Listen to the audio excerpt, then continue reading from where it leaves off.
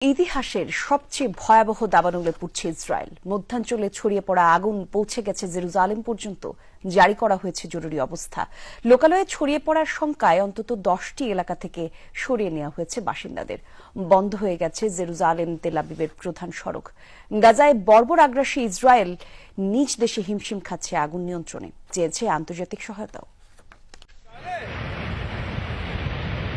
নির্বিচার বোমাবর্ষণে গাজাকে ধ্বংসস্তূপে পরিণত করা ইসরায়েলের মাইলের পর মাইল এলাকা পুড়ছে আগুনের লেলিহান শিখায়।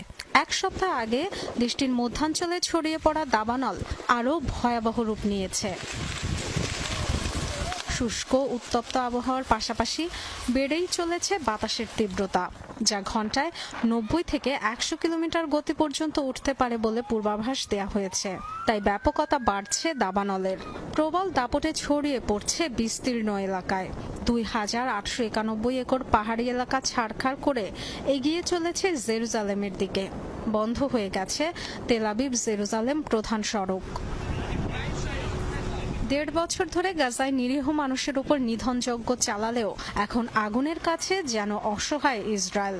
1.5 শতাধিক টিম নিয়েও দাবানল নিয়ন্ত্রণে দিশেহারা পরিস্থিতিতে বিশ্বের অন্যতম সামরিক শক্তিধর দেশটি সহায়তা চেয়েছে আন্তর্জাতিক মহলের। প্রধানমন্ত্রী বেনিয়ামিন নেতানিয়াহু জানিয়েছেন 3টি ফায়ার ফাইটিং প্লেন পাঠাবে ইতালি ও ক্রোয়েশিয়া। সহায়তার অঙ্গীকার করেছে ইউক্রেনও।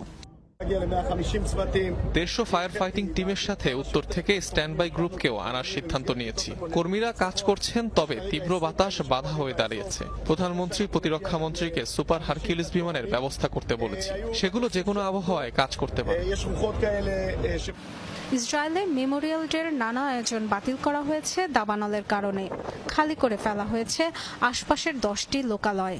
যে কোনো সময় সরে যাওয়ার প্রস্তুতি রাখতে বলা হয়েছে আরও বহু বাসিন্দাকে। ডরথি দাস্ট্রিন, যমুনা নিউজ।